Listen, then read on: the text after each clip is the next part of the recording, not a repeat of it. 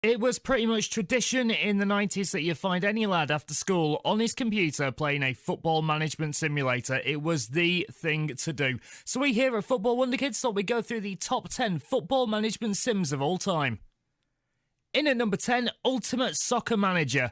This was the main competitor for Championship Manager in the mid-90s. Now, Ultimate Football Manager was really detailed. It was so detailed, in fact, that transfers and team selection almost became a little bit distracting. You had features like fax machines, teletext.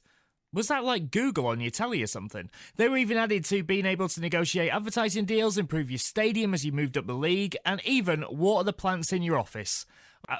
I wonder if Ken Bates tried to buy some virtual fish. You could even offer some bungs to the opposition.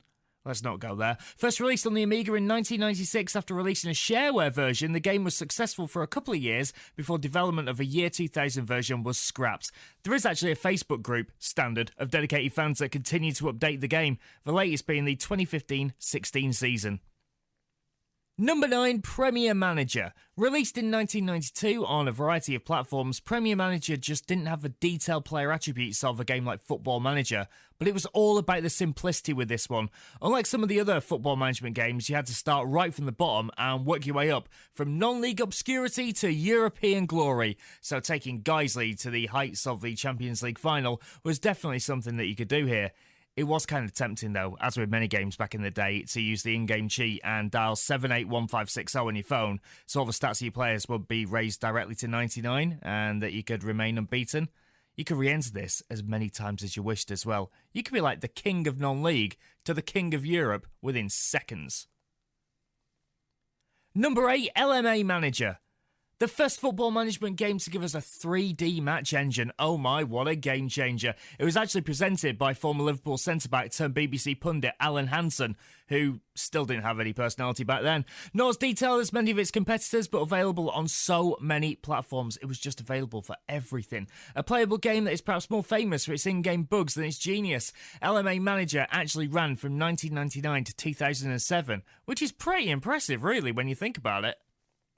Number 7, Football Manager 2005. This is where things changed a little bit. After a split with Eidos, Championship Manager found a brand new home with Sega and it rebranded as Football Manager, so it was an entire new start for the genre.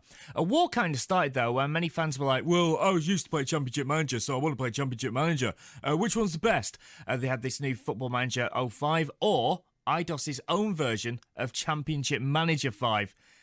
Thing is, Championship Manager 5 was a complete disaster. There's no way Eidos should have released this. It was full of bugs at the time, and whereas Football Manager 05 didn't exactly hit the heights of its predecessor, it was still miles better than this absolute shambles. As I said, it marked a new beginning for the Championship Manager Football Manager genre, and Football Manager went from strength to strength, whereas Championship Manager kind of disappeared into non-league obscurity, with its last one being the 2011 version.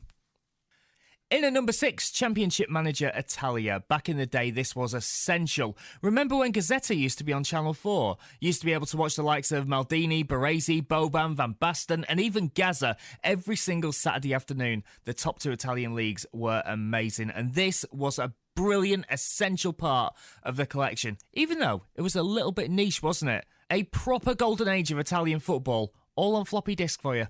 Number 5, Football Manager 2014. This is where the realism element jumped up a notch. There are loads of new factors put into this game. You had job interviews, you can improve your reputation, there was lots of youth development in there was news reporting and enhanced AI, player performance changed dramatically. This is where Football Manager really came into its element as we know it right now.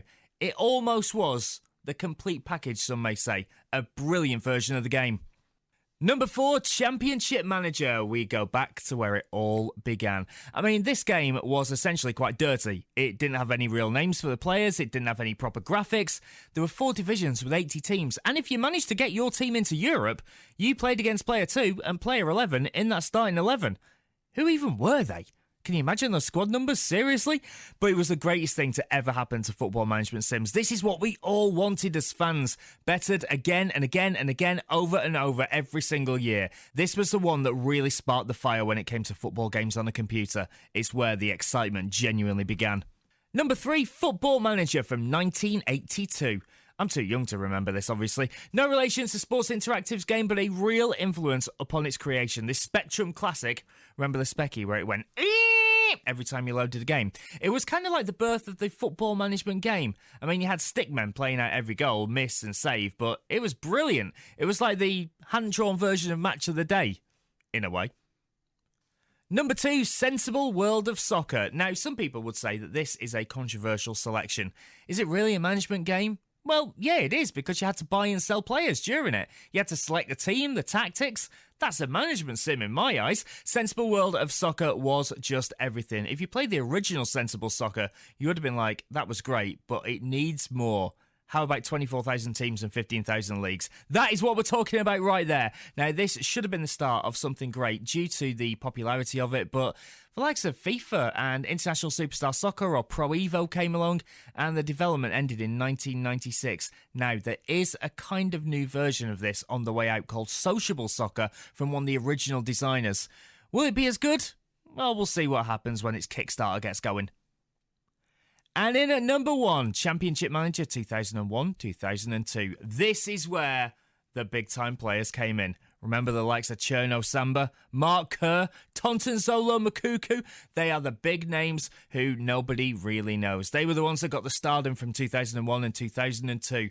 This has to be the most playable version of the Championship and Football Manager series. It captured the highs and the lows. When you lost, you were devastated. When you won, you were running around the room like you won the FA Cup.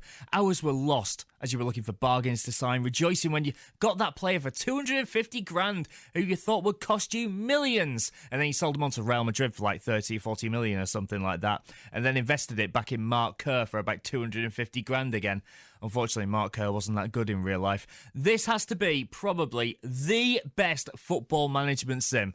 Do you think so? If you don't agree, why don't you let us know? You can get involved in the comment section here on YouTube, and also you can like, subscribe and share. Get us on Twitter too. We're at FootWonderkids.